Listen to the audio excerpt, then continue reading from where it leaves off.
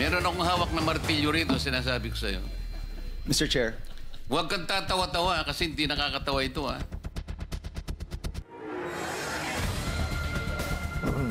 Tulad ng tubig baha, umapaw ang galit ng mga senador. Ang mga pinaginitan, ang mga umano'y nagnakaw na kontraktor. Sa unang Senate hearing hinggil sa issue, nakumpirmang may ghost flood control project sa Bulacan. Inamin ito mismo ni DPWH Secretary Manuel Bonoan. Pero no-show ang general manager ng kontratista ng mga proyekto. Karamihan sa mga inimbitahang kumpanya, hindi rin dumalo. Maayong gabi, ako si Pinky Webb. Ako naman si Willard Cheng. At ako si Corina Sanchez Rojas. Simulan na natin ang agenda.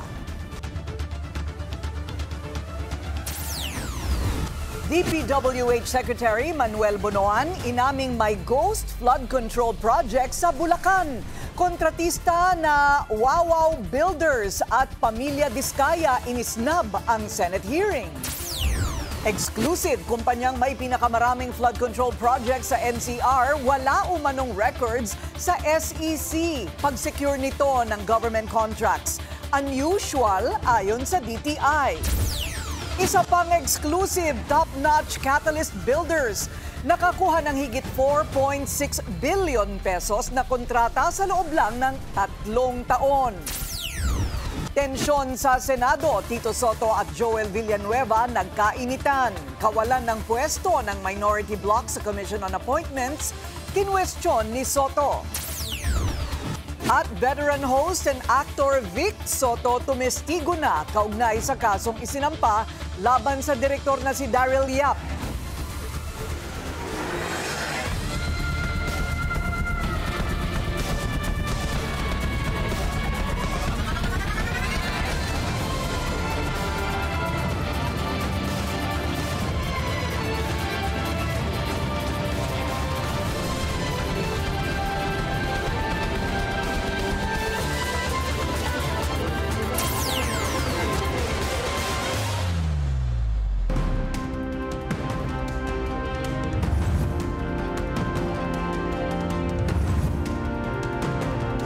Mahiya naman kayo.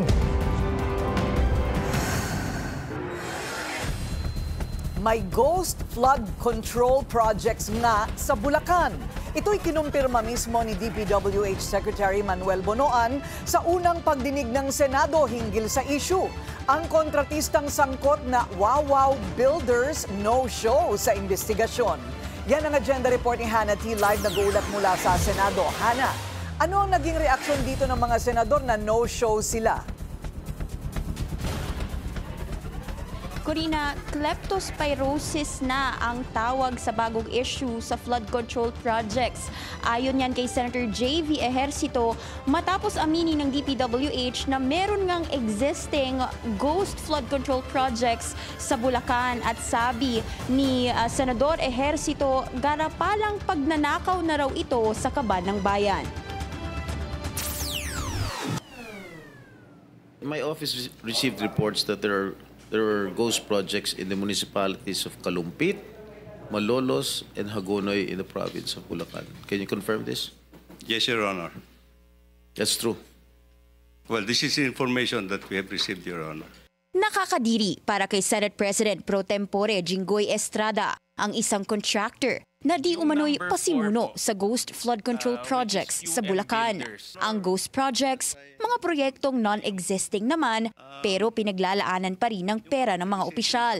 Sa Kalumpit, Hagonoy at Malolos, may hawak daw na 85 projects ang Wawaw Builders doon mula 2022 hanggang 2025. Ang total, nasa 5.97 o halos 6 billion pesos lang naman. Kumpiyansa si DPWH Secretary Manuel Bonoan na ilan dito ay ghost projects.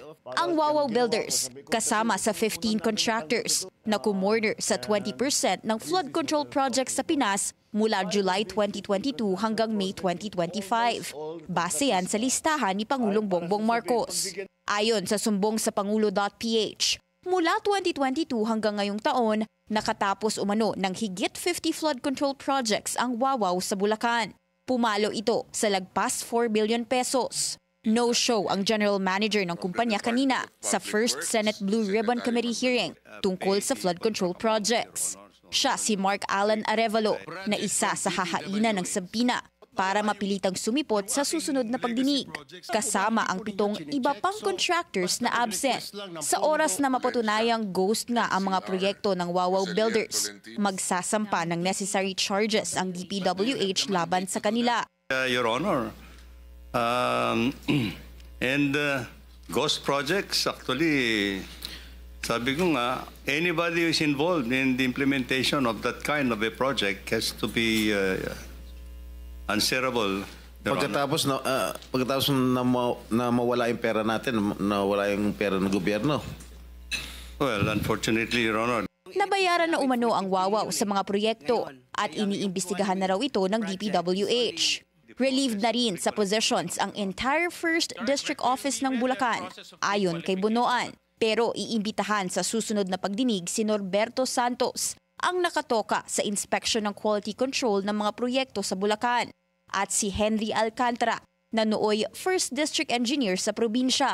Floating ngayon ang status ng opisyal matapos ang dapat sanay promotion niya bilang Assistant Regional Director ng DPWH Region 4A nitong Hunyo. Pero hinarangan daw ito ni Bonoan.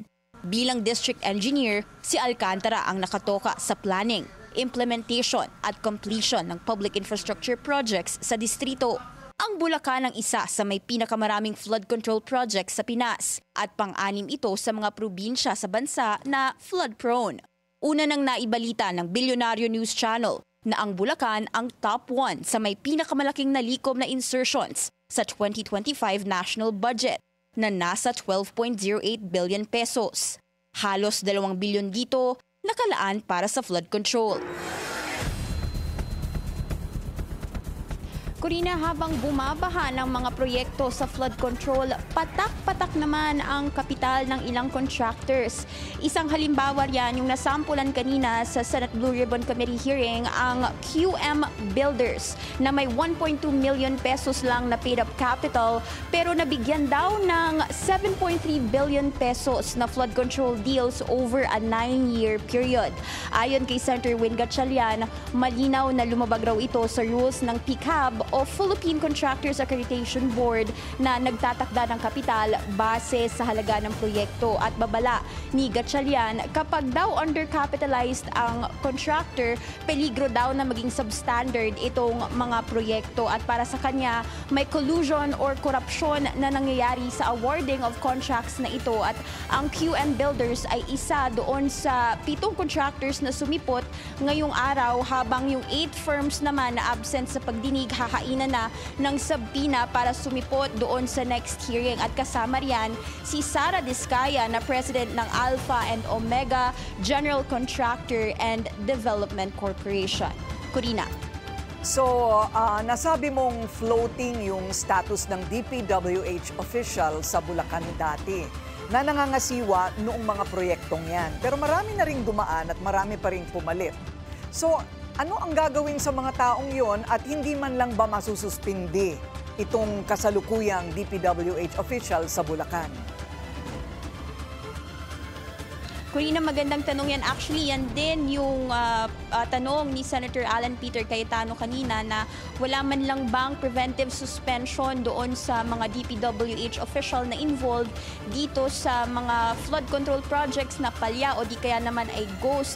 At ang sabi sa atin ni DPWH Secretary Manuel Bonoan kanina, anytime next week ay magpapataw raw siya ng preventive suspension dito sa mga opisyal ng ahensya.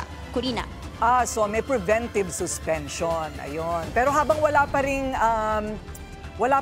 reforma sa mga batas at patakaran kung sino ang pwede o hindi sa mga contractors na iyan, tuloy-tuloy ang paggawa ng mga project o hihinto rin lahat ng mga iyan? Corina, sa ngayon, wala pang nabanggit kung kailangan na bang itigil itong mga proyekto na ongoing, particularly itong top 15 contractors na naimbitahan sa Senate Committee hearing kanina. Pero sabi ni Secretary Bonoan, for sure ang timeline nito ay itutuloy lang itong pagdinig hanggang sa merong mga madiskubre na bago na mga pangalan o di kaya naman mga record na katulad nga kanina itong sa mga paid up capital ng contractors, and hopefully sumipot itong mga contractors dahil of course hahainan na sila ng sabina. Pero sa ngayon, pagdating dun sa projects, wala pang napag-usapan kung dapat na bang itigil muna o tuloy-tuloy lang itong mga proyekto nila. Balik sa'yo, Corina. Ayun, siguro sa susunod tatanungin ko naman kung may sagot ka na kung pati si DPWH Secretary Bonoan ay dapat ding managot. Dahil total, nasa ilalim naman niya ang lahat ng iyan. Okay, maraming salamat, Hanati. Nag-uulat ng live mula sa Senado. Hindi mapigilan ni Senador Rodante Marcoleta ang inis nito dahil sa umano'y magkakasalungat na pahayag ng isang kumpanyang dumalo sa pagdinig. Si Senator Erwin Tulfo gusto namang paimbestigahan ang mga opisyal ng DPWH na yumaman sa pagiging kontratista. Ang detalye sa agenda report ni Dexter Ganibe ng Abante. Meron akong hawak na martilyo rito, sinasabi ko sa'yo. Mr. Chair. Huwag kang tatawa-tawa kasi hindi nakakatawa ito, ha? Uminit ang ulo ni Senate Blue Ribbon Committee Chairperson Rodante Marcoleta dahil sa pabago-bagong sagot ni Alan Quirante. Siya ang may-ari ng QM Builders, isa sa 15 kontratista na pinangalanan ni PBBM kamakailan na nakakuha ng higit 7 billion pesos na halaga ng flood control project. Tinatanong ka kanina, sabi mo, hindi ka pa nagkapag-umpisa ng flood control projects. Paano ka nagkaroon ng lisensya? Paano ka naging quadruple A? At lalong mahalaga, paano ka nasama sa 15? Gumawa ka na ng flood control project. Gumawa na tayo ng flood control project. O ngayon gumawa ka na naman. Ano ba talaga yung totoo? Baka hindi ka makauwi sa araw na ito. Nagsisinungaling ka na naman eh. Pero nang klaruhin ni Senator Bam Aquino, itinama ni Quirante na ang mga proyektong nagawa ng kanyang kumpanya sa pamahalaan ay sole proprietor dahil ongoing pa ang proseso sa incorporation nito. Na-question din ni Senator Win Gatchalian kung bakit pumasa ang QM Builders ni Quirante gayong sa record na kanilang isinumite sa Securities and Exchange Commission, halos wala silang income. Na siya ring pinagtaka ni Quirante kung bakit ganon ang kanilang record sa SEC. Nabigyan daw siya ng lisensya mula sa Philippine Contractors Accreditation Board o PCAB noong 2003 hanggang sa makamit nito ang kategoryang quadruple A status. Kaya siya napayagang tumanggap ng net financing contracting capacity ng hanggang sa 40 billion pesos. Pinaimbestigahan naman ni Senator Erwin Tulfo sa DPWH ang mga kontratistang opisyal ng DPWH at ang in-house construction ng kagawaran. Dahilan kaya marami na anyang mga bilyonaryo sa DPWH. Meron po ba kayong mga lifestyle check? Kahit in your intern lang sa office ninyo na baka yung mga undersecretary natin, 5 yung bahay dyan sa Corinthians, yung ilang USEC natin, may mga eroplano, may mga yate. May ganun ho ba? Wala rin. Wala rin. Okay. Kasi sir, sabi for now, kay kami nag-uusap-usap dito, sa DPWH mo makikita ang pinakamayaman na opisyal sa ating bayan. The Department of Public Works. Dati po Bureau of Customs, ngayon Department of Public Works and Highways na. Nabisto naman sa pagdinig ng Senate Blue Ribbon Committee na walang koordinasyon ng DPWH at DNR, partikular ang River Basin Control Office nito para sa mga flood control and mitigation projects ng gobyerno. Sabi ni Marcoleta na sadyang nilikha ang River Basin Control Office para sa mandato na makipag-ugnayan sa DPWH at NDRMC para bumalangkas ng master plan para sa pagtugon sa mga pagbaha. Ayon kay Marcoleta, hindi naririnig ang nasabing tanggapan na attached agency ng DNR. Aminado naman si DPWH Secretary Manuel Bonoan na nagkulang sila sa koordinasyon para rito. Gawa na kayo ng gawa ng project, DPWH. DBM, bigay ng pundo. So talaga pong walang mangyayari sa lahat ng project. Dito po, matibay na po ang kawalan po ninyo ng coordination dito. I admit, Mr. Chairman, that we have not had any significant coordination at this point in time. With There was the no office. coordination at all. We started from the wrong foot. Kaya po pala ganito. Kaya inutos na ni Senator Marcoleta na maimbitahan ang mga opisyal ng River Basin Control Office sa susunod na pagdinig ng Senate Blue Ribbon Committee sa flood control projects. Unang isiniwalat ng Billionaire News Channel ang mga maanomalyang insertion sa 2025 budget na napunta sa maanomalyang flood control projects ng pamahalaan. Para sa agenda, Dexter Garibe, Abante. Higit 200 kumpanya ang nakakuha ng kontrata para sa flood control project sa Metro Manila. Ang top contractor wala umanong records sa Securities and Exchange Commission. Yan ang exclusive agenda report ni Joash Malimbal. Isa ang Metro Manila sa mga lugar na laging lubog sa baha tuwing panahon ng bagyo o habagat. Sa katunayan, kabilang ang rehiyon sa top 10 most flood-prone areas sa buong Pilipinas ayon sa National Adaptation Plan of the Philippines 2023 to 2050. Pero base sa pagsusuri ng Billionaire News Channel sa datos ng sumbong sa Pangulo.ph, isa ang Metro Manila sa pinakamaraming recorded flood control projects mula 2022 hanggang 2025. Mahigit 1,000 flood control projects ang nakakalat sa 16 cities and 1 municipality ng Kalakhang, Maynila. May kabuuang halaga ito na mahigit 50 billion pesos o mahigit 9% ng pondo para sa buong bansa. Nanguna sa mahigit 200 contractor sa Metro Manila ang 8J's Construction Services na pagmamayari ng isang Josefina Prado Rosario. Sa 48 flood control project contracts nito, 43 ang matatagpuan sa City of Manila.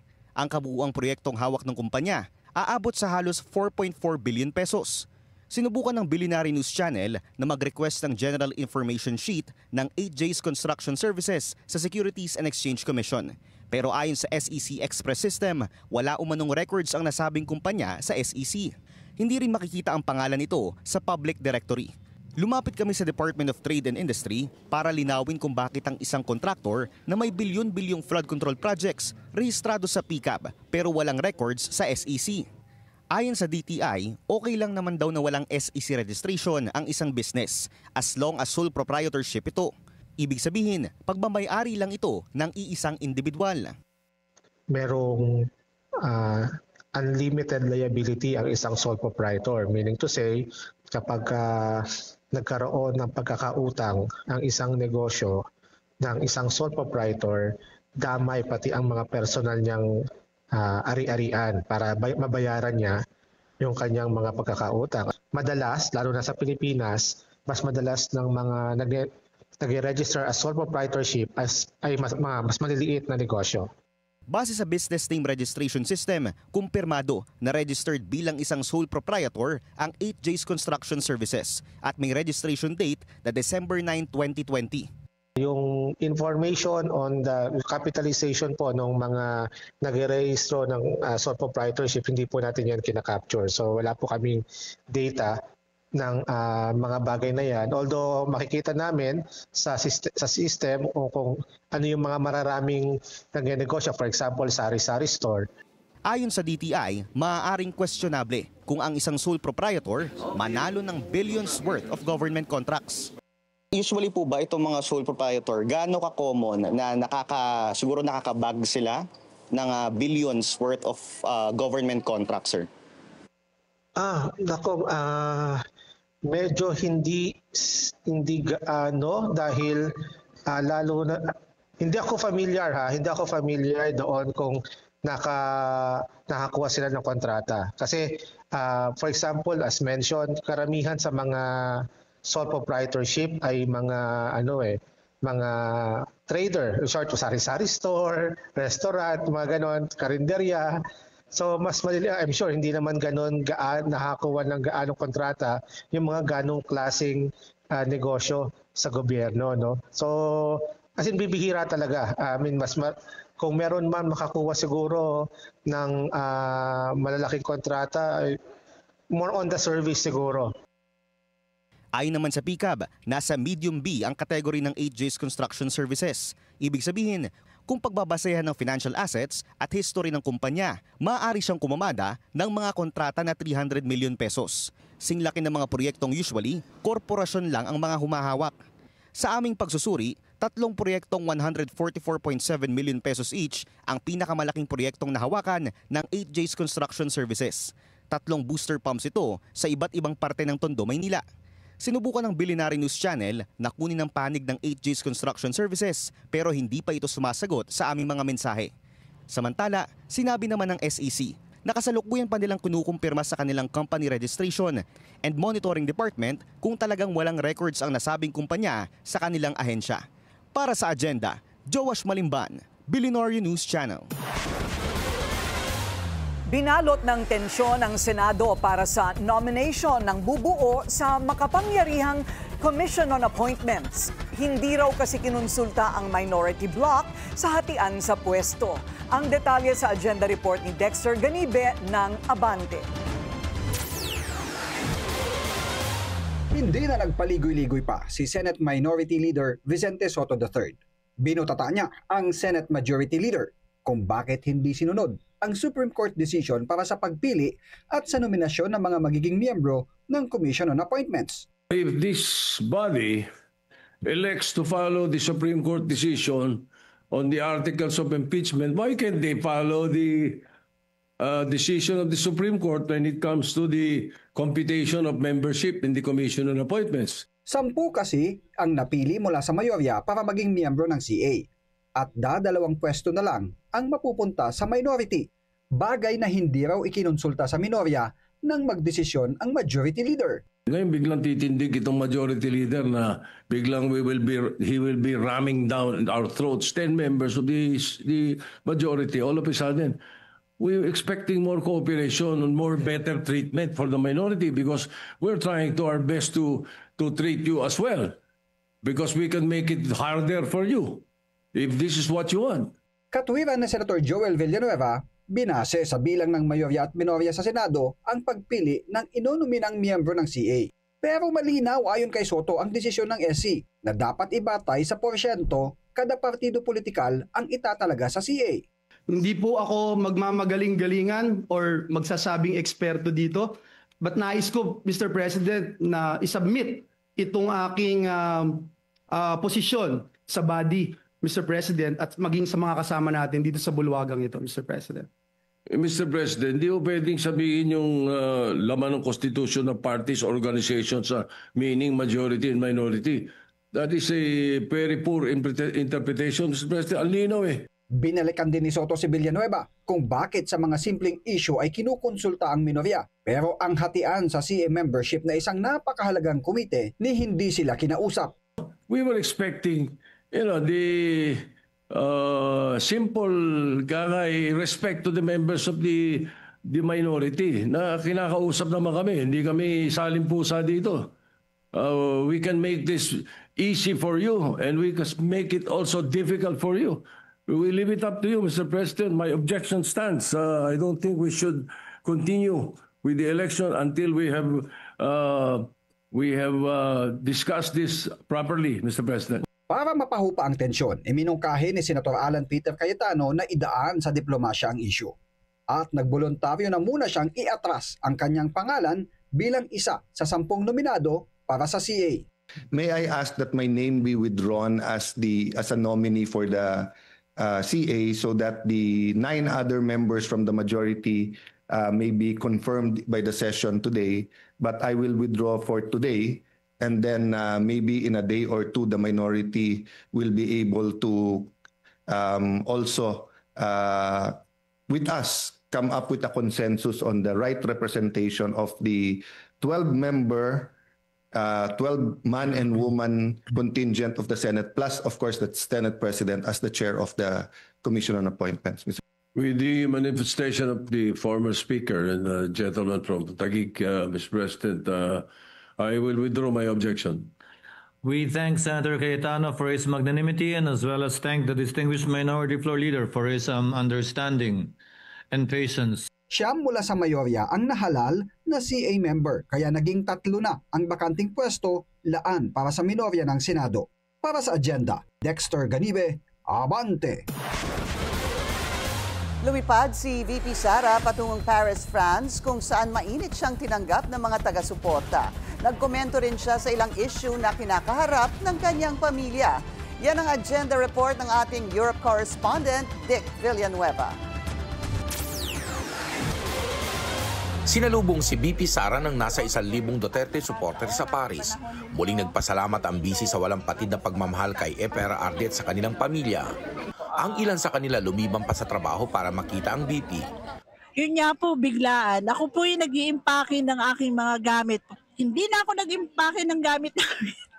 Hindi na ako nag-part-time sa taas. Pinagalitan ako ng amo ko. Ayon kay BP Sara, biglaan ang kanyang biyahe. Ibinalita rin niya na bumuti na ang kalusugan ng dating Pangulo. Mas okay siya ngayon.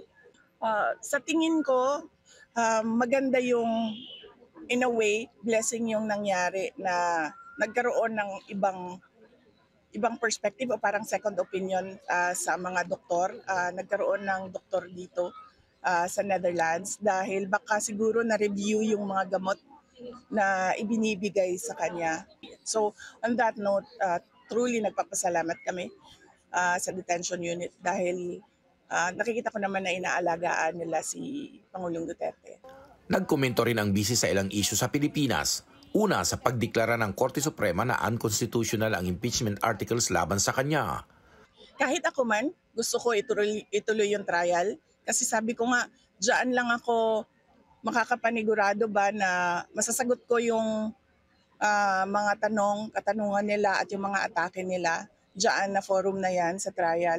Pero kailangan natin respetuhin yung mandato ng Supreme Court. Dapat rin daw na mag-move on na sa comedy skit ni Vice Ganda na nagpasaring sa dating Pangulo. Sigurado ako kung si Pangulong Duterte yon, wala lang yan sa kanya. Kasi sanay siya dyan politiko siya Kahit man ako, merong nagganyan sa akin, wala lang yan sa akin Suportado rin niya ang mungkahing mandatory drug test sa mga pinuno ng pamahalaan. Matagal na ako nagsasabi, sir. Matagal na ako nagsasabi na magpa-drug test na kami lahat. Inaantay ko lang talaga si BBM at yung Office of the President na magsabi. Tuloy din aniya ang paghahanda sa confirmation hearing ng mga kaso ni FPRRD sa ICC sa susunod na buwan. Magbibigay daw ng komprehensibong update si BP Sara tungkol dito sa susunod na mga araw. Sa darating na September 23, 2025, gaganapin ang kumpirmasyon ng pagdinig ng mga kaso ni FPRRD sa ICC at umaasa pa rin ang kanyang mga taga-suporta na siya ay mapapawalang sala at agad makabalik sa Pilipinas. Para sa agenda, Dick Villanueva, Billionaire News Channel, Paris, France. Samantala, may tugon na si VP Sara sa apela ng Kamara laban sa desisyon ng Korte Suprema hinggil sa kanyang impeachment case. Ang detalye sa agenda report ni Joan Manalo. Sinagot na ng defense team ni Vice President Sara Duterte ang motion for reconsideration na inihain ng Kamara sa Korte Suprema. Hinihiling ng Kamara na bawiin ng High Court ang pagdeklara sa impeachment complaint laban sa Vice as unconstitutional. Sa isang mensahe ngayong araw, sinabi ni impeachment spokesperson Attorney Michael Poa na Lunes ng hapon nang maisumite nila ang kanilang comment or opposition sa motion for reconsideration. Wala silang binigay na kopya ng kanilang sagot sa media bilang respeto na rin daw sa sub judice rule ng korte at sa judicial process. Hindi rin daw muna sila magpapaunlak ng kahit anong interview tungkol sa issue. Ngayong hawak na ng SC ang sagot ng kampo ni VP Sara at ang MR ng Kamara, nakaabang ang lahat kung babawiin ba nila ang naunang ruling. Pero sa bahagi ng Senado, considered archive na ang impeachment complaint laban sa Vice. Samantala, nasa The Hague pa rin si former presidential daughter Veronica Kitty Duterte para dalawin ang amang si FPRRD. Sa isang panayam kahapon, ibinahagi ni Kitty na nasa mabuting kalagayan pa rin daw ang dating Pangulo. May mensahe rin daw ito sa mga taga-suporta at mga nag-aabang sa kanya sa labas ng ICC Detention Center. Told him that all of you are waiting here today, so he sends his warm love and regards, of course, and then he says na no regrets and no apologies. He did what he could for this country. Si VP Sara naman, kasalukuyang nasa Paris para bisitahin ang Filipino community at mga taga-suporta ng dating Pangulo. Anya, tuloy pa rin daw ang paghahanda ng kampo ni FPRRD sa confirmation hearing ng ICC sa darating na Setyembre. Para sa agenda, Joan Manalo, Billionaire News Channel. Tumestigo na si veteran TV host and actor Vic Soto sa pagdinig kaugnay ng cyber libel case na isinampa niya laban kay Direk Daryl Yap. Hinggil ito sa inilabas na teaser video para sa biopic ng yumaong aktres na si Pepsi Paloma. Git ni Soto, malisyoso ang video dahil hindi ipinaliwanag na bahagi lang ng umano'y publicity stunt ang pagbanggit sa kanya rito. Labis din anyang naapektuhan ang kanyang pamilya dahil sa video, lalo't maraming naniwala rito. Hanggang ngayon, patuloy pa rin daw ang pagpo-post ng mga negative comments laban sa kanila. Kasama ni Soto ang kanyang misis na si Pauline Luna at ang kanyang prosecution team. Higit 4 na bilyong pisong halaga ng flood control contracts nasungkit ng iisang kumpanya sa loob lang ng 3 taon. Susunod yan sa agenda.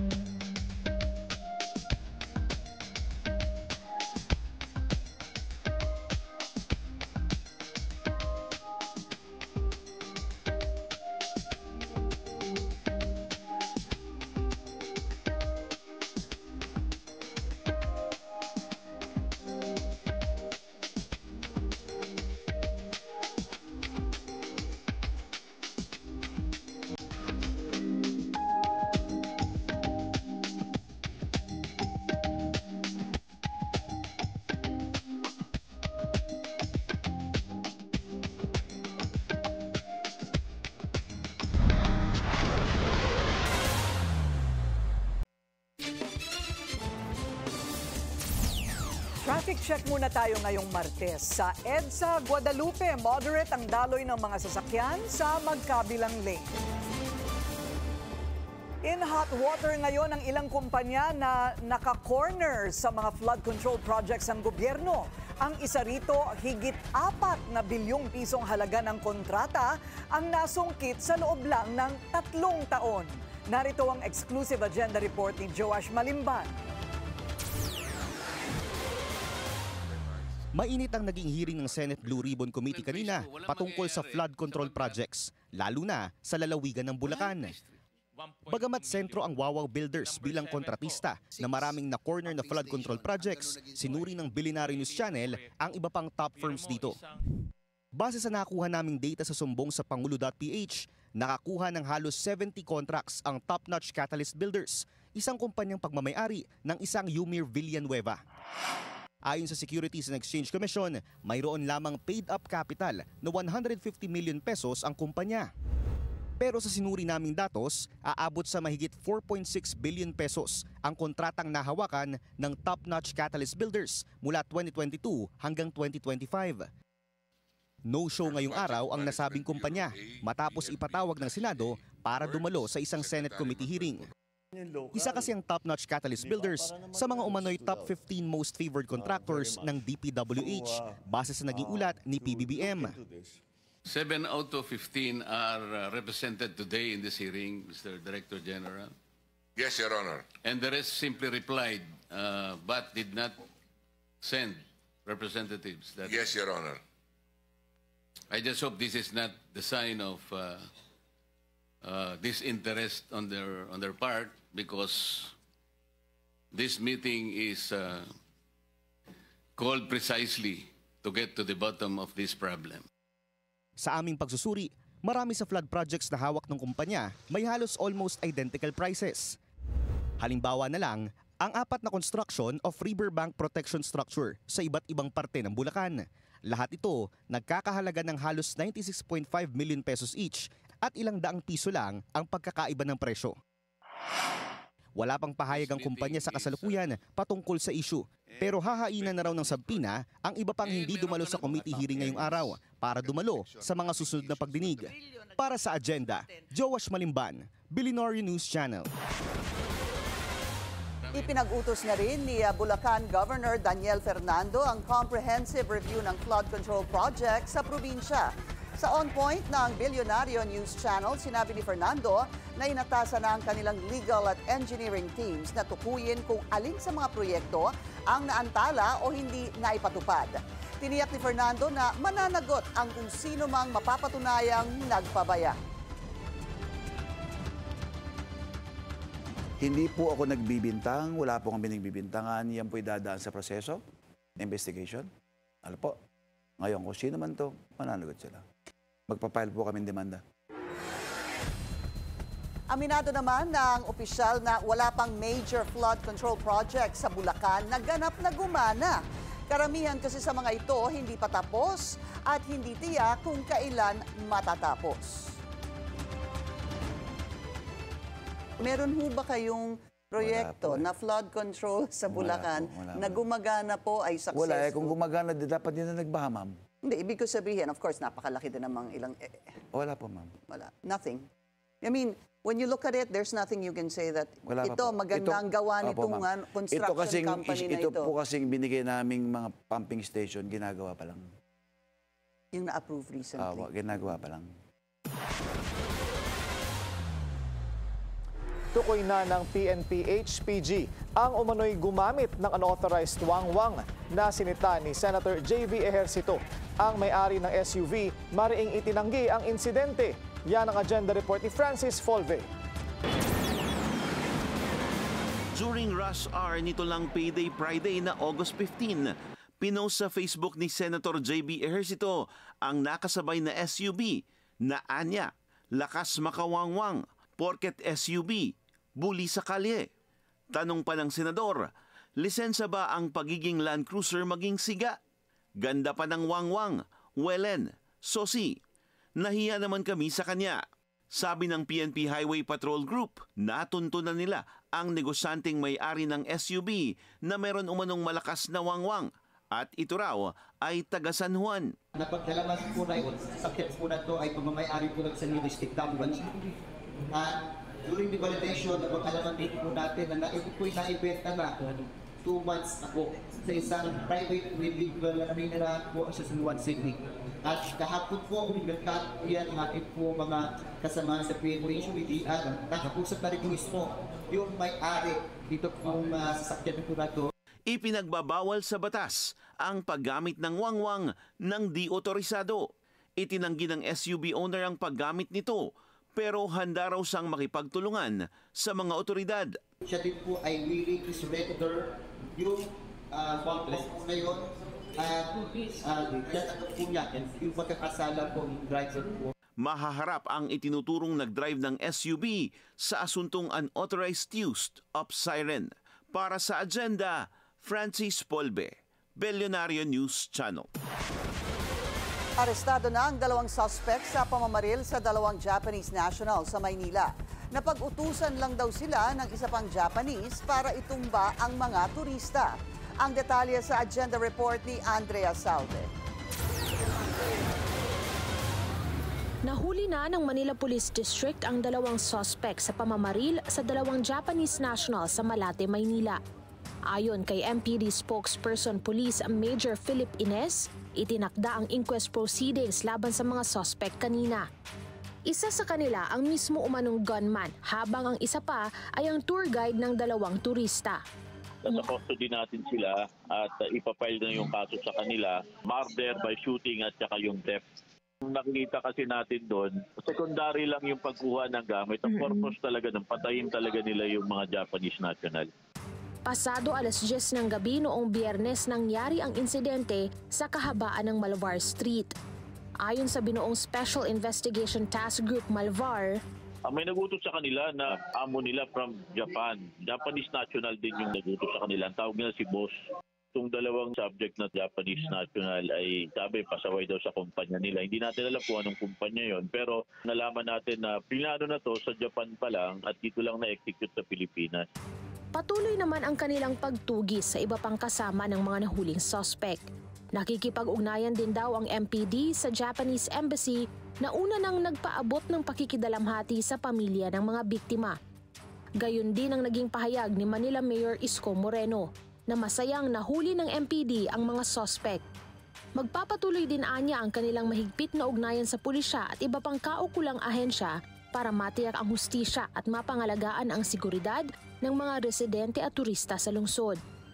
Ayon naman sa Department of Tourism, Ikinababahala rin nila ang nangyari, lalo na't posible raw itong makaapekto sa turismo ng bansa. Kasunod din yan ang paglalabas ng safety advisories ng mga embahadang kasama sa top visitor source markets ng Pilipinas. Dahil dito, nakikipag-ugnayan na rin ang DOT sa kanilang regional offices, LGUs at iba pang stakeholders para mapanatili ang kumpiyansa ng foreign at domestic visitors sa bansa. Para sa Agenda, Andrea Salve, Billionaire News Channel. No stone unturned. Yan ang pangako ng NAPOLCOM habang iniimbestigahan ang questionableng pagkakaaresto sa isang ama sa Caloocan. Ang anak nito pumanaw matapos lumusong sa baha sa paghahanap sa kanya. Ang detalye sa Agenda Report ni Pierre Pastor. Nangako ang NAPOLCOM na aaksyonan ang kaso ni Jason De La Rosa. Namatay ang kanyang anak na si Dion Angelo matapos magka-leptospirosis nang sumugod sa baha para hanapin si Jason na kinulong pala ng mga pulis sa Caloocan. Formal nang naghain ng reklamo si Jason laban sa mga pulis na umunoy iligal na humuli at nag-detain sa kanya noong July 22. Ni hindi raw siya pinayagan na makontak ang kanyang pamilya. Ang labis na pag-aalala ang naging mitya ng pagkawala ni Dion. Aminado si Jason na nahuli talaga siyang nag-shoplift sa isang convenience store. Kita pa sa CCTV ang pangyayari, pati ang pagsauli niya ng pabango, kaya hindi na siya kinasuhan hinggil sa insidente. Pero ikinulong pa rin siya at makalipas ang ilang araw, sinampahan ng kaso dahil sa paglabag umano sa PD 1602 o illegal gambling. Kaugnay daw yan sa paglalaro ng Cara Cruz. For reasons only known to the police officers, they opted to invent a case, to make up a case na hindi naman totoo. Kahit yung kalooban namin nung namatay po yung anak ko, hindi po namin siya, hindi luusap kung hindi namin mapil masyado kasi po mas nangingibabaw po sa amin yung takot sa paulit-ulit po na pakiramdam ko nahaharas kami ng mga pulis. Dagdag ni Jason, may isa pang hinuli ang mga pulis para palabasin na may kalaro siya, pero hindi niya naman daw ito kilala. Kaya tumulong na si Catholic Bishops' Conference of the Philippines President Cardinal Virgilio David. Sakristan niya ang mga anak ni Jason at nadismaya siya sa nangyari sa pamilya nito. Para kay Cardinal David, malaking irony na kung kailan halos lahat ay nakaka-access na sa sugal kahit sa mga cellphones ay tsaka mang-aaresto ang mga pulis ng nagka-Cara Cruz. Ang masaklap na patunayan umanong hindi totoo ang ibinibintang kay Jason. Hindi naman yata tama na sa isang maliit na boteng pabango, kakasuhan mo ng illegal gambling yung tao at hindi mo aaminin na inaresto mo at dinetain mo at dahil doon ay lulusong sa baha ng ilang araw ang anak at mamamatay ng leptospirosis. Nakikita ninyong kabit-kabit yung mga pangyayari at parang humihiyaw hanggang langit. Ganito na lang ba ang pwedeng mangyari sa mga mahihirap na walang kalaban-laban sa batas? Maging ang NAPOLCOM, sinita ang mga pulis na sangkot. Hanggang dulo to, Rafi, no stone unturned. We will put an end to this culture of impunity. Tapos na. Pagod na ako sa mga ganitong storya. So ang pulis ng pulis ay ang NAPOLCOM. So it had to take this case again para ipakita sa taong bayan ang importansya ng check and balance mechanisms. Iniimbestigahan na ang mga pulis at maaring kasuhan ng arbitrary detention, perjury, incriminating of an innocent person at grave misconduct. Ayon kay Cardinal David, sa panahon ng war on drugs noong nakaraang administrasyon, naging kalakalan o kultura umano ang pang-aabuso sa mga walang kakayahan na kagaya ni Jason. Pero hindi umano porket nagbago na ang administrasyon ay nawala na ang mga maling gawaing ito. Ang mga bulok na pulis anya ang sumisira sa hanay ng kapulisan na sa paniniwala ng kardinal ay meron pa namang matitino o totoong naglilingkod sa bayan. Para sa Agenda, Pierre Pastor, Billionaire News Channel.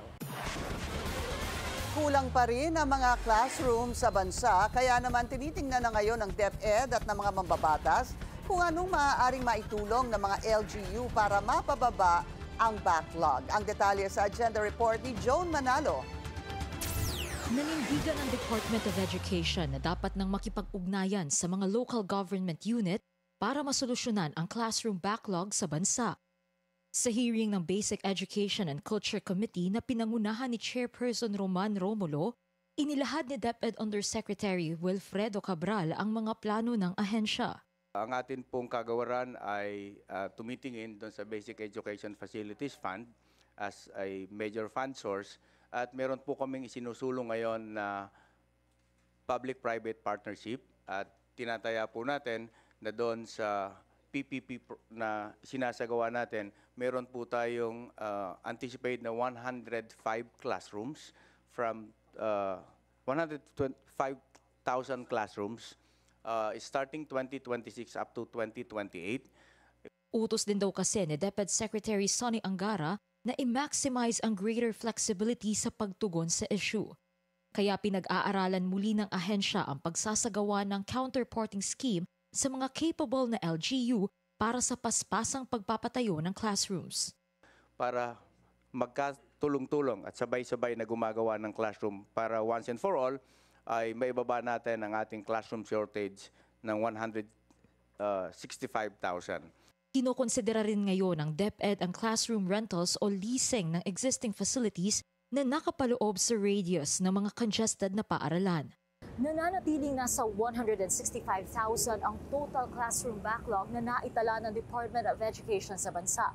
Ayon nito kay Education Secretary Sonny Angara, kaya magpasa hanggang ngayon, may mga paaralan pa rin na nagpapatupad ng class shifting para sumapat ang bilang ng classroom sa kanilang mga estudyante.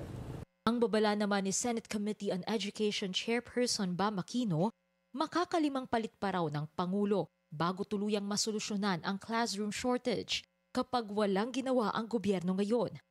Sa 2026 National Expenditure Program, topmost priority ng proposed national budget ang edukasyon na may kalakip na 928.5 billion pesos.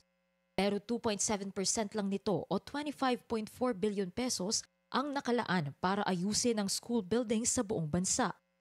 May inihain namang panukalang batas si Agusan del Norte Representative Dale Corvera sa Kamara na nag-authorize sa mga LGU na makapagpatayo ng school buildings na ngayon ay nasa ilalim ng DPWH. Sa ilalim ng House Bill 3781, maaaring direktang ibigay ng DBM ang pondo sa pagpapatayo ng mga buildings sa implementing LGU upon the endorsement of DepEd. Para sa agenda, Joan Manalo, Billionario News Channel.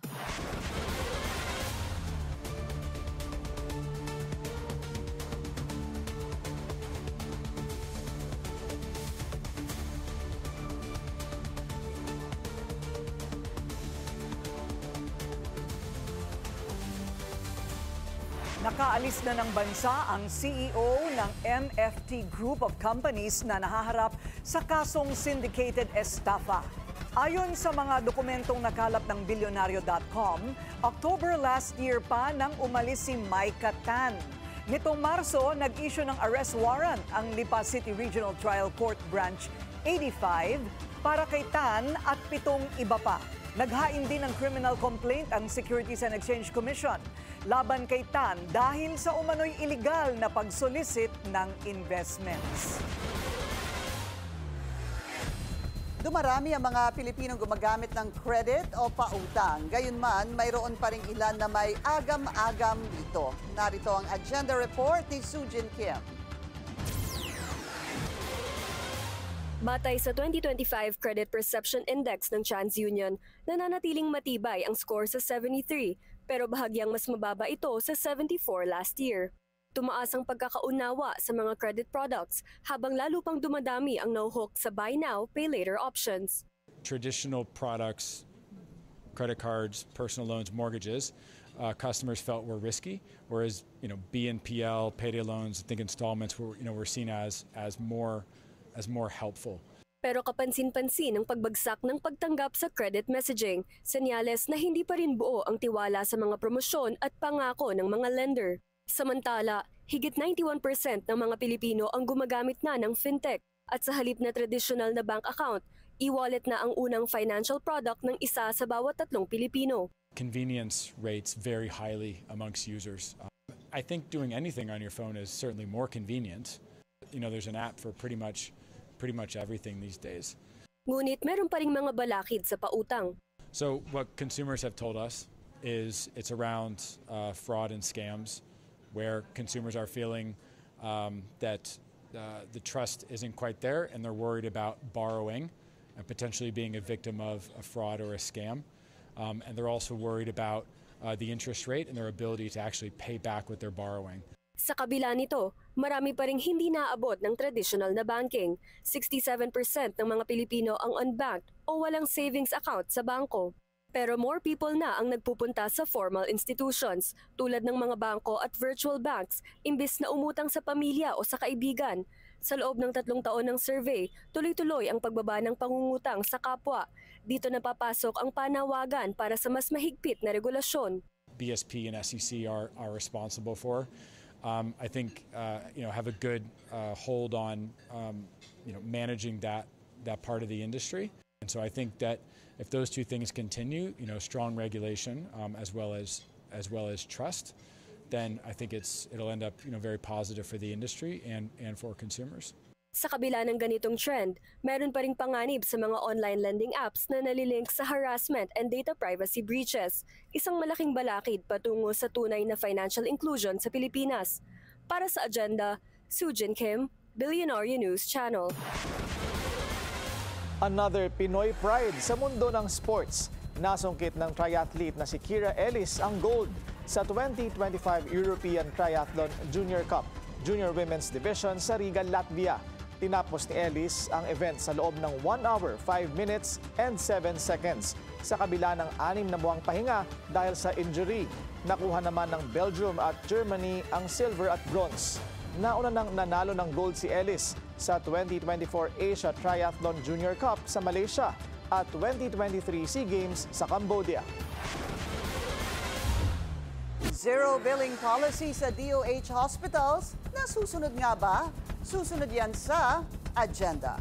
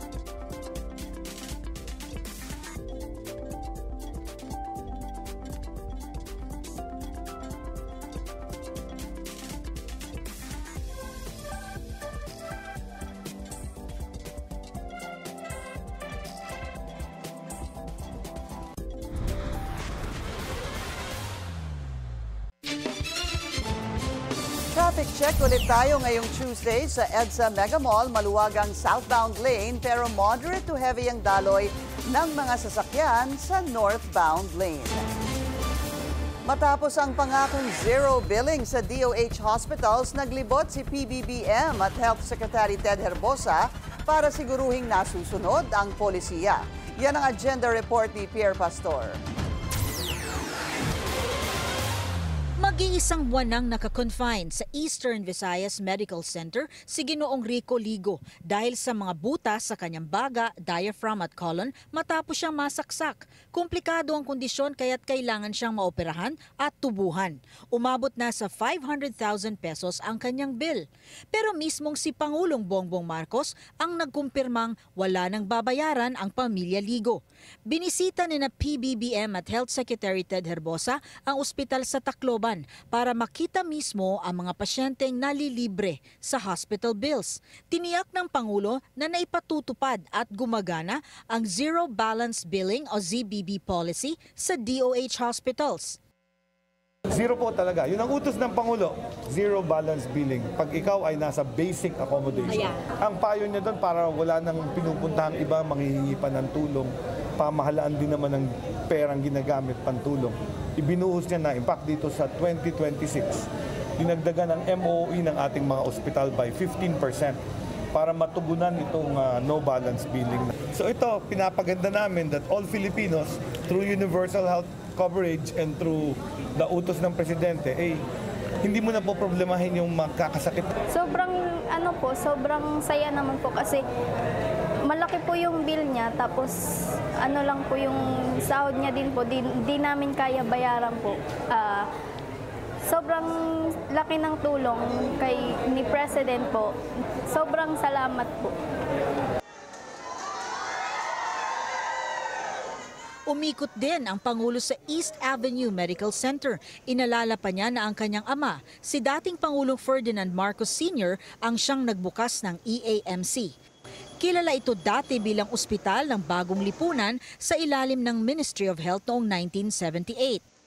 Okay, ito yung patuloy natin pag-inspeksyon at pagsiguro na yung ating programa na zero billing ay unang-una na nagagampanan ng lahat ng mga ating mga ospital, ating mga staff, ating mga doktor, ating mga nurse, lahat ng ating medical services ay naunawaan kung ano ba yung programa at kung paano makapag-avail ang mga pasyente. Hindi rin kinalimutan ni PBBM ang mga health worker sa pampublikong ospital na dedicated sa kanilang tungkulin lalo na noong panahon ng pandemya. Sa 83 DOH hospital sa buong Pilipinas, 12,000 na pasyente sa EVMC ang nakapag-avail na sa ZBB. 2,400 naman sa East Avenue Medical Center. So I'm happy to be able to report that the zero billing program is proceeding well. Siyempre, sa umpisa, we have to information drive, hindi lamang sa mga ospital, kung hindi pati sa pasyente. And I think we are succeeding. Nais ni PBBM na ikalat o ipamalita sa lahat na meron ng ganitong serbisyong pangkalusugan ang pamahalaan para hindi na magdalawang isip ang mga tao na dumulog sa mga pagamutan o ospital para magpa-check up o magpagamot dahil wala nang babayaran kung sa basic accommodation ng DOH Hospital magpapa-admit. Para sa Agenda, Pierre Pastor, Billionaire News Channel. Pinagkokomento ng Korte Suprema ang Senado, si Executive Secretary Lucas Bersamin at ang Commission on Elections sa inihaing petisyon ni election lawyer Romulo Macalintal. Matatandaang humiling si Macalintal sa SC na huwag ipatupad ang panukalang batas na nagpapalawig sa termino ng barangay at SK officials. Unconstitutional daw ang pagpapaliban sa BSKE matapos itong iurong sa November 2026 mula December 2025. May 10 araw ang respondents para sumagot sa High Court. Matagumpay na naidaos ngayong taon ang World Games sa China. Muli ring ipinakita ng mga Pilipino ang galing nito sa multi-sport event. Yan ang agenda report ni Sheila Salaysay. Nagtapos na ang 2025 World Games sa Chengdu, China at 4 na medalya ang naiuwi ng Pilipinas mula August 7 to 17. Mahigit 4,000 atleta mula sa 114 na bansa ang nagtagisan sa 34 sports at 60 disciplines. Nakuha ng bansa ang 2 silver mula kina Kayla Napoles ng Jiu-Jitsu at Cheska Centeno ng Billiards at 2 bronze mula kina Carlos Bailon Jr. ng Wushu Sanda at Aisling Yap ng Sambo. Sa huling araw, lumaban si Joyce Gail Reboton sa Women's Super Heavyweight Powerlifting at nagtapos sa ika-6 na pwesto, habang si Reggie Ramirez ay ika-8 pwesto sa Men's Lightweight. Sa Duathlon Mixed Team Relay, sina Kim Manrobang at Franklin Yi ay nagtala ng ika-11 pwesto. Sa closing ceremony, tampok ang cultural performances at fireworks kasama ang pagpasa ng World Games flag sa Karlsruhe, Germany, host ng 2029 edition na may 120 million euro budget. Sa medal standings, China ang nanguna, sinundan ng Germany at Ukraine. Nagtapos ang Pilipinas na may 2 silver at 2 bronze, sapat sa ika-6 na pwesto sa overall rankings. Bagamat 4 na medalya lang ang naiuwi, ipinakita ng Team Philippines ang puso at tapang ng atletang Pinoy. At sa Germany 2029, mas malakas na kampanya ang target. Para sa Agenda, Sheila Salaysay, Billionaire News Channel. Mga bangko, may pasok na kahit holiday. Susunod yan sa Agenda.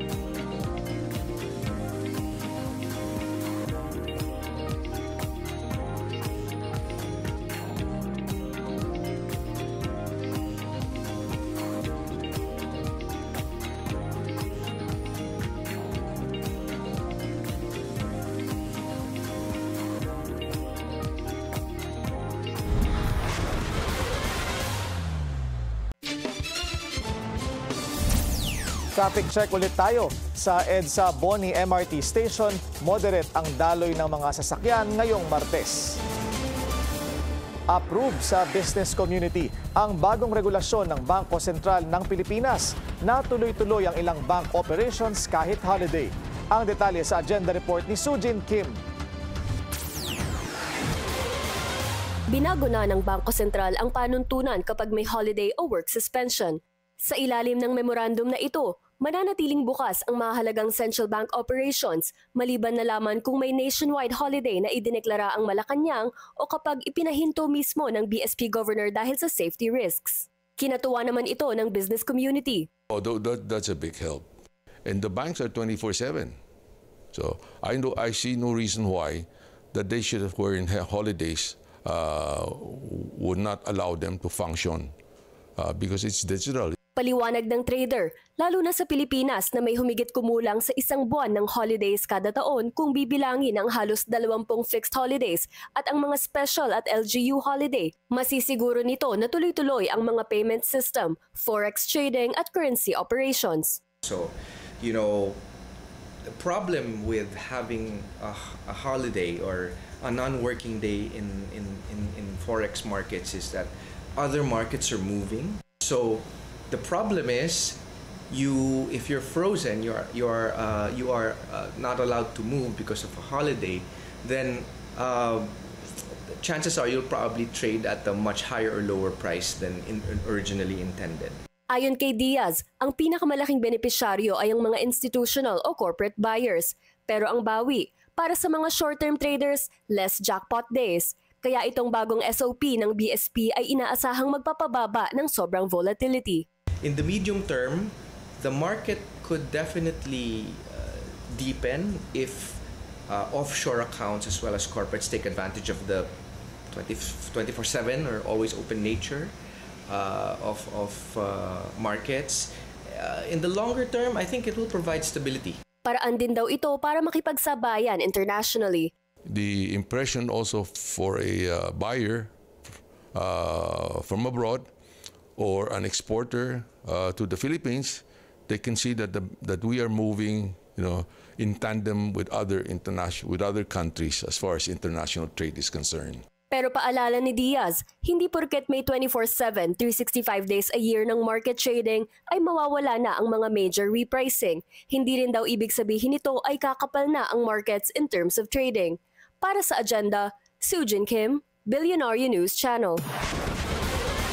Sa kabila ng patuloy na panggigipit ng China, nakatuon ang pamahalaan sa diplomatikong paraan pa rin para ipagtanggol ang soberanya ng Pilipinas. Sa West Philippine Sea, narito ang agenda report ni Ivy Reyes.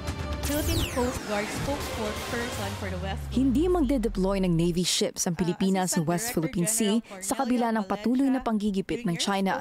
Ito ang siniguro ni National Maritime Council Undersecretary Alexander Lopez sa Second Quarter National Maritime Council Conference dahil ayaw ng administrasyon sa umano'y warlike posturing. It has all been said that the Philippines will always adhere or international law or adherence natin sa international law on the UNCLOS and the 26th Cabinet ruling. And despite what happened, the Philippines, our Coast Guard, our Navy, our BFAR will not be covered. We will not be intimidated. And we will continue to have our presence felt to protect and defend sovereignty in our jurisdiction. And we will exercise our sovereign maritime rights. Pero ayon kay Navy spokesperson for the West Philippine Sea, Rear Admiral Roy Vincent Trinidad, may universal mandate ang Philippine Navy na tumugon sa anumang banta sa territorial waters, anumang bansa ang sangkot dito. For the second quarter of 2025, mayroong kabuuang 59 illegal, coercive, aggressive, and deceptive incidents mula sa China. Ang pinakamaraming insidente, shadowing. As of August 2025, 35 protests na ang isinumite ng Pilipinas laban sa incursions ng Chinese government sa West Philippine Sea. Sa numerong ito, wala pa raw natatanggap na sagot ang Foreign Affairs Department. Bukod sa default preparations ng Pilipinas para sa worst possible scenarios, ang isa pang pinagtutuunan ng pansin ng gobyerno ang labanan sa disinformation na pinapalaganap umano ng China para manaig ang kanilang kwento. we expect that they will like to shape the narrative to their advantage. They will twist facts. No? They will come up with disinformation, especially informing their people kung ano yung nangyari, pero hindi yung sinasabi ng collision, wala yun. No? They can even present pictures or videos showing, oh, Pilipinas talaga yung nag-cut, Pilipinas yung gumawa ng aggressive. Ano?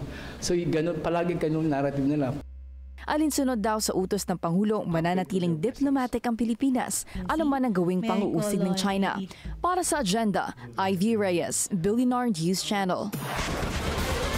Balik bansa na ang mahigit 30 OFW na biktima ng human trafficking sa Nigeria. May paalala naman ng gobyerno hinggil sa mga umano'y too good to be true na job offers. Ang detalye sa agenda report ni Andrea Salve. Nakauwi na sa Pilipinas ang nasa 39 na distressed overseas Filipinos na biktima ng human trafficking sa Nigeria. Sinalubong sila ng mga opisyal ng Department of Migrant Workers sa NAIA Terminal 3 nitong Lunes ng hapon.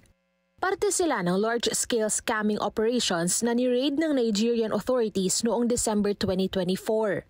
Ano rin ito?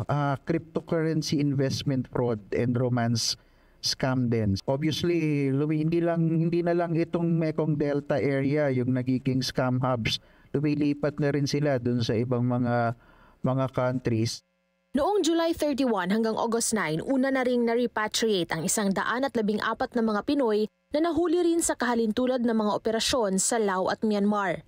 At ayon sa Bureau of Immigration, malaki ngayon ang hamon sa ahensya dahil malaking bahagdan daw ang umaalis ng bansa bilang turista, bukod sa mga OFW. And it's very challenging for us because most of those naging biktima umaalis may panahon kasama yung kanilang pamilya, maganda yung profile nila, may mga travel records, very challenging. Hindi lang yan ang lumabas sa kanilang initial findings.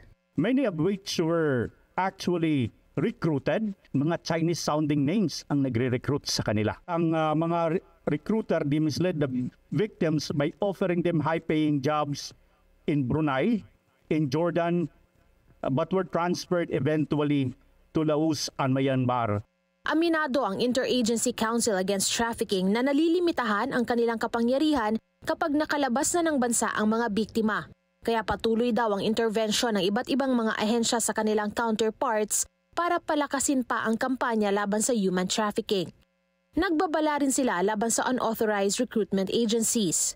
Paalala ng Department of Migrant Workers sa publiko maging masusi sa pag-verify ng job offers lalo na sa mga too good to be true.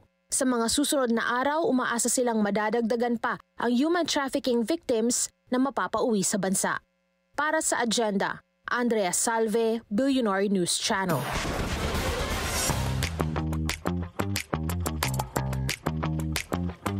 Inalabas na ang trailer para sa upcoming biopic about former President Manuel L. Quezon. And this comes just in time for his 147th birth anniversary today. The TBA Studios film stars Jericho Rosales in the titular role. Kasama din sa pelikula ang Game of Thrones actor na si Ian Glenn bilang si U.S. Army Major Leonard Wood. Quezon marks the epic end to the Bayaniverse trilogy kasunod ng General Luna at Goyo ang Batang General. It premieres on cinemas on October 15. They came to serve and slay. Patalbugan sa runway ang candidates ng Miss Grand Philippines for the pageant's preliminary competition. Here's my agenda report.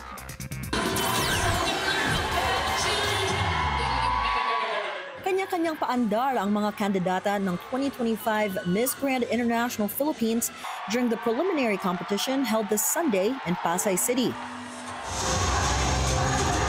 Wearing colorful outfits na gawa ng Pinoy fashion designers, the 29 candidates paid tribute to Pinoy pop culture and went all out on stage. The candidates brought to life famous Pinoy characters gaya ni Darna, Valentina, Jaja Zaturna, at si Manny Pacquiao.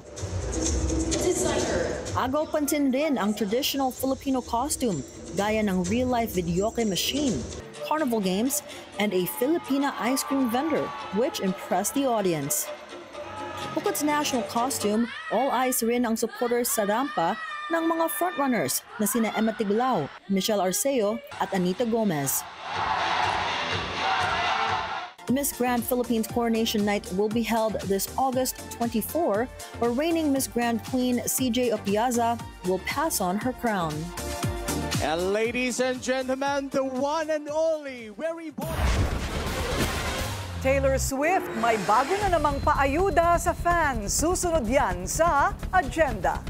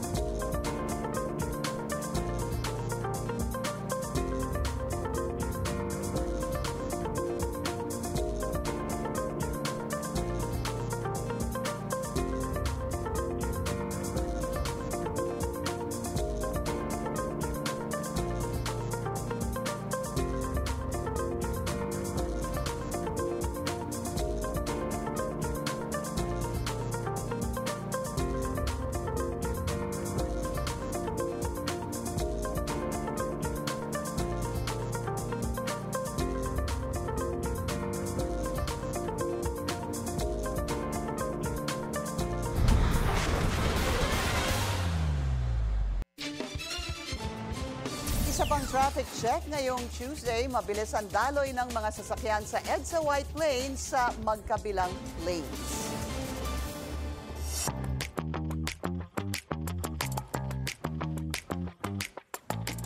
Talk about the gift that keeps on giving. May bagong surprise treat for fans ang Grammy-winning superstar na si Taylor Swift. She released 2 new vinyl variants for her upcoming album, The Life of a Showgirl. I-add to cart na yan, Swifties, dahil available ang mga ito sa kanyang website for only 2 days. This comes just less than a week after Taylor announced her 12th studio album sa podcast ng kanyang boyfriend na si Travis Kelce. The Life of a Showgirl has 12 tracks, including a duet with Sabrina Carpenter. I-re-release ito sa October 3. Kasabay ng celebration ng National Aspen Day, isang Japanese artist ang ibinahagi ang kanyang artistic talent para magkahanap ng pondo para sa mga rescued aspens. Here's my agenda report. All love for Bantay Sila ang Aspen or Asong Pinoy Pets na highlight ng celebration of the Philippine Animal Welfare Society on National Aspen Day. This year's celebration is extra special because of a collab with Japanese pet portrait artist Hiro Ichikawa, who shared his creative talent for aspens. さらにまた大きく自分自身が成長してさらにいろんな人たちを After this event daw po, after this exhibition, nagbigay daw po ito ng lakas ng loob sa kanya. Nagkaroon din daw po siya ng confidence to do more charity works, especially for the cause, para magawa ito ng mas marami at makatulong pa po siya sa mas marami po. For Paws, this initiative by Hiro means a lot para sa mga aspen under their care. We're very happy kasi first time talaga kami nagkaroon ng full-blown art exhibit for the animals. And sabi ko nga, it's a powerful combination, art and the advocacy. Kasi art can make yung mga hindi masyado napupunan, and they can make them visible. Aside from taking care of these fur babies, Paws continues to call on pet owners para sa proper treatment ng mga alaga, especially the aspens. Karamihan ng mga victims of cruelty or abuse are aspens, definitely. Konti lang yung mga nakukuha namin na mga reports on purebred dogs. Baka probably because they're viewed as more valuable at mabebenta. So pag mga aspens, they're like parang disposable or napakarami nila. Sana we would, aside from us educating people about the law, we could just foster kindness and compassion by being inclusive. Whether it's a pure breed or an aspen, breed should not matter. But wait, there's more. Dahil another mall just opened its doors para sa ating mga cute pets. Wala naman masyadong restrictions, just like taking care of their pets also, para lang hindi parang wala naman ma-aksidente. Pero normally, we're accepting all kinds of pets, big and small. Para sa Agenda, Monique Tuzon, Billionaire News Channel. And that's it from my end. Back to you, Karina, Pinky, and Willard. What an exciting day. Sa Senado? Sa Senado. Always exciting in the Senate. Grabe. Nag-away pa sila kanina. Sino? Kanina, hindi ba nagkainitan? Si Senator Joel at saka si Senator Soto. Pero maganda yun. I think that's healthy for real democracy to work. Let them debate. Let them debate. Pero alam mo, sabi ko kay Willard Pinks, bakit hindi na lang sila magsalita sa Tagalog? Kasi yung English nila ang tagal eh. Natatagalan ako. Nag-iisip sila. Nag-iisip ka pa eh. Kung Tagalog, it comes naturally to you. So, it's faster and more genuine. Sa kailangan pa i-process sa CPU. Diba? Kung anong lalaba. Ang tagal. Natatagalan ako. Pero, yun pa rin ang topic, syempre. Ano yung flood control? Yes, flood control. Anong sabi ni Governor? Ang Bulacan. Ang sabi niya, hindi niya talaga alam kung ano yung mga proyekto sa Bulacan. Isipin mo, because that's taking the spotlight right now, di ba? Dahil sa dami ng billion-billion na flood control projects. Actually, to add to that, sabi ni Senator Joel Villanueva na parang taon-taon, ang inilalaan for flood control projects is about 360 billion. Yun yung naalala ko, narinig ko. So parang lumalabas, more or less 1 billion. 1 billion? Ang swerte, no? Hindi ba nga? A day. Oo. A day. Kasi lagay mo ng 365 days in a year. Pero lagay mo sa 360. Parang ganun.